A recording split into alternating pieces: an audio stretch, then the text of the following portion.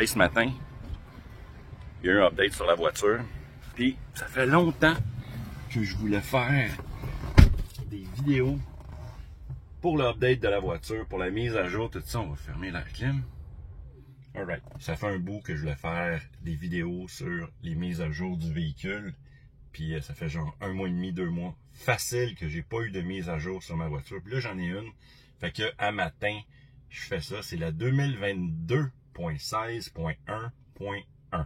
Quand j'ai fini de travailler hier soir, j'ai remarqué qu'il y avait une mise à jour de disponible sur mon téléphone. J'ai vu ça, fait que je me suis dit, je peux pas installer ça ce soir parce qu'il était rendu minuit et demi. Ça me tentait pas de filmer en plein milieu de la nuit. Fait que là, j'ai décidé d'attendre ce matin. Fait que là, vous voyez, j'ai fait le téléchargement. Il reste juste à installer. Ça devrait prendre environ, ils disent toujours approximativement 25 minutes. Comme vous pouvez voir, c'est la 2022.16.1.1. Et quand on fait la mise à jour pour les petits nouveaux, vous pouvez attendre le décompte de 2 minutes ou faire simplement peser, voilà, comme ça.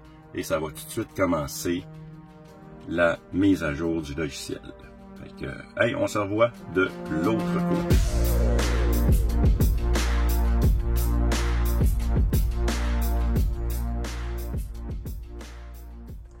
Et ça fait 10 minutes, on est rendu à peu près à quoi? 60%? Ça avance tranquillement, pas vite. Hey, c'est bien mentionné, hein? Ne pas conduire avant la fin. Mon bain craque. C'est fatigant. Je pense qu'il faudrait que je mette de l'huile ici ou quelque chose, les gars. Il accroche. C'est un problème que vous avez dans votre modèle 3?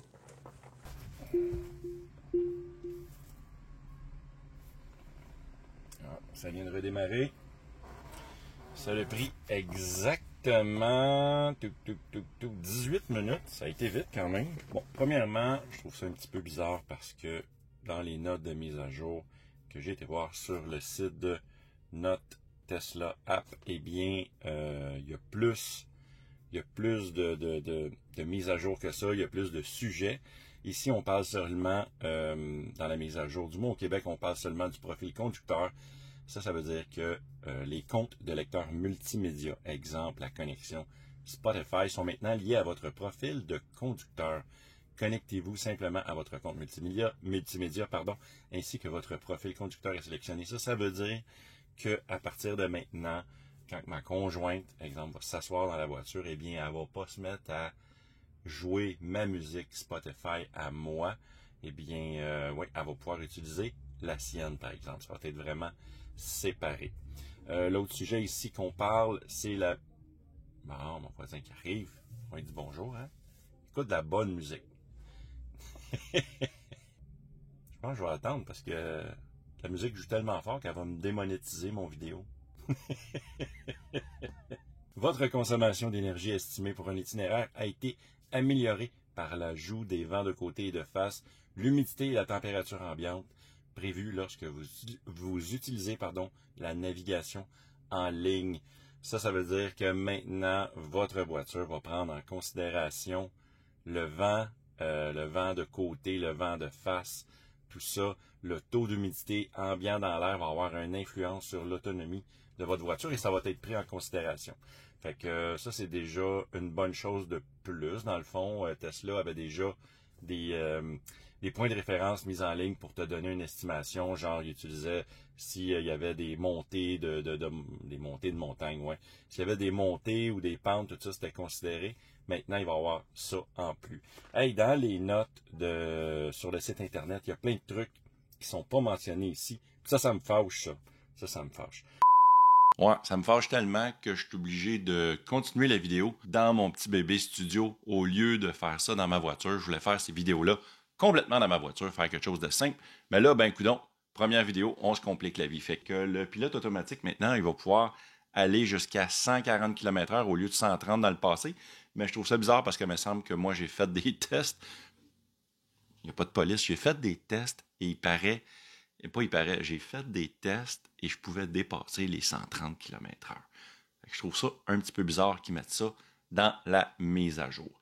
L'autre chose, c'est en Europe, maintenant, sur le pilote automatique, apparemment que vous allez pouvoir activer votre clignotant d'avance quand vous allez vouloir sortir de l'autoroute ou aller dans un échangeur, tout ça. Il paraît que la voiture va suivre un peu comme la version 1 de l'autopilote. Ça semble être ça qui indique. Également, c'est mentionné que ça ne sera pas actif partout en Europe. Il y a certaines régions qui ne le permettent pas encore. Le freinage régénératif. Dans le passé, quand que la batterie était trop pleine, eh bien, le freinage régénératif ne fonctionnait pas. Et c'est un petit peu bad-trippant quand tu t'attends, quand ton cerveau est habitué que le véhicule, quand tu retires ton pied de la pédale d'accélération, eh bien, que la voiture ralentisse, puis là, elle ne ralentit pas, ça fait une belle petite bulle au cerveau. Maintenant, la voiture, même si ta batterie est pleine à 100%, parce que les batteries LFP maintenant peuvent être remplies à 100% sans problème, bien, il va quand même faire du fake régénératif, du faux régénératif en utilisant les vrais freins physiques de la voiture. Fait que, au moins, on ne se fera pas pogner les culottes à terre. Personnellement, je m'en bats les steaks de cette nouvelle, mais apparemment que le Tesla Mic, maintenant, il va avoir une meilleure latence. Le Tesla Mic, c'est pour faire du karaoké. C'est disponible seulement en Chine. Mais si jamais tu es en Chine, tu parles français puis tu écoutes une de ces vidéos-là, achète-toi un billet de loterie, tu as sûrement gagné un très beau montant. Bref, il paraît que ça s'est amélioré de ce côté-là. Au début, quand j'ai vu qu'il était pour faire cette mise à jour-là, cet ajout-là, cette amélioration-là, eh bien, je pointe par là parce que c'est là ma référence texte. C'est l'amélioration de la visualisation des véhicules, de la route, tout ça. Je pensais que ça s'adressait juste, pour la FSD, pour la Full Self-Driving. Eh bien non, il y a quand même eu une certaine amélioration. Les véhicules sont plus beaux maintenant. Je vais vous montrer un exemple. J'ai filmé ça sur la route tantôt. Puis, ouais, c'est ça. C'est un peu mieux, mais d'après ce qui montre, d'après ce que moi je pensais que c'était juste uniquement qui visait la FSD. Ou encore, j'aurais aimé ça qui amène la visualisation du FSD directement dans l'autopilote standard, sans avoir toutes les options. Je trouve ça beau, moi, j'ai de la misère à dire ce mot-là. Je trouve ça beau, moi, la visualisation FSD. J'aime vraiment ça, comment que c'est fait. Je trouve ça cute. Une autre amélioration que j'aime beaucoup dans la mise à jour 2022.16.1.1, c'est la petite barre régénératif. Là, tu sais, la petite barre qui devient dans le vert quand que tu régénères, quand tu freines. Puis quand tu accélères, elle devient grise. Eh bien, maintenant, avant, elle était égale. C'était vraiment une ligne trop mince. Je trouvais que le filet était trop mince. C'était une mauvaise idée de mettre ça mince comme ça. Ça servait carrément à rien. C'était à peine visible. Maintenant, tu as la même petite ligne, sauf que maintenant, elle est un petit peu plus large par-dessus, fait qu'elle pop. C'est vraiment plus clair de cette façon-là. La seule chose qui manque, je trouve ça frustrant. J'aimerais savoir le nombre de kilowatts que je ramasse quand je freine et j'aimerais savoir le nombre de kilowatts que je dépense quand j'accélère comme un fou sur la route. Là, c'est pas possible. Heureusement, je suis capable de le voir, moi, avec ma visualisation sur mon téléphone grâce à mes sexy buttons. Il y a une application qui vient avec ça, puis on voit les chiffres. Malheureusement, je ne trippe pas sur l'interface, sur le visuel. J'aurais aimé ça que ça soit un peu plus égal des deux côtés, qu'il y ait une unité graphique entre l'application Sexy Button et la Tesla Model 3, mais c'est pas le cas malheureusement, mais au moins j'ai l'information que je désire, mais les chiffres sont un peu petits. Bref, c'est pas parfait. Je pense que Tesla va en venir là éventuellement. Maintenant, quand on va dans contrôle logiciel et informations supplémentaires sur le véhicule, il va y avoir un peu plus d'informations disponibles. On parle ici de le type de batterie de basse tension qui est installé dans votre véhicule et également, ça va être mentionné si votre véhicule possède une pompe à chaleur. Fait que si jamais, ça c'est pratique si tu achètes dans l'usager, tu vas aller voir le véhicule, tu veux savoir si ton véhicule a une pompe à chaleur. Tu sais, des fois, tu n'es pas sûr si OK, c'est une 2020, 2021. Il dit que c'est une 2021, mais il n'y avait pas encore la pompe à chaleur. Des fois, ça peut. Fait qu'au moins, ça va être écrit dans les informations. Un autre truc qui va être disponible dans le monde entier, dans le fond, c'est vraiment une correction. Ça, c'est qu'il paraît qu'il y avait des utilisateurs de modèle Y, de modèle 3, je pense, qui mentionnaient qu'il y avait des problèmes avec la valise, le coffre arrière. Pour vous, les Français, je m'excuse, je dis le mot valise au Québec. Tout le monde comprend, mais je vais être bien clair. C'est pas ma valise qui va baisser tranquillement, mais bien mon coffre arrière.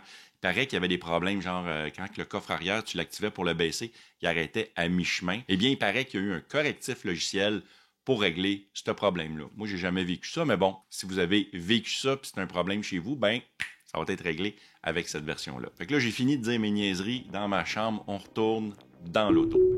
Si vous avez aimé cette vidéo, mettez un pouce en l'air. Et également, si vous voulez votre nom dans le générique, allez vous abonner à mon Patreon. En plus, on plante des arbres à chaque mois dans un pays à travers le monde. Puis je vous offre des vidéos exclusives. J'essaye de vous en donner une à toutes les semaines, une petite mise à jour de qu'est-ce qui se passe dans ma vie, c'est quoi les vidéos qui s'en viennent, tout ça. Fait que ça serait super apprécié. Puis voilà, c'est complet. Merci beaucoup. Puis on se voit dans une prochaine vidéo. Hey, ciao gang!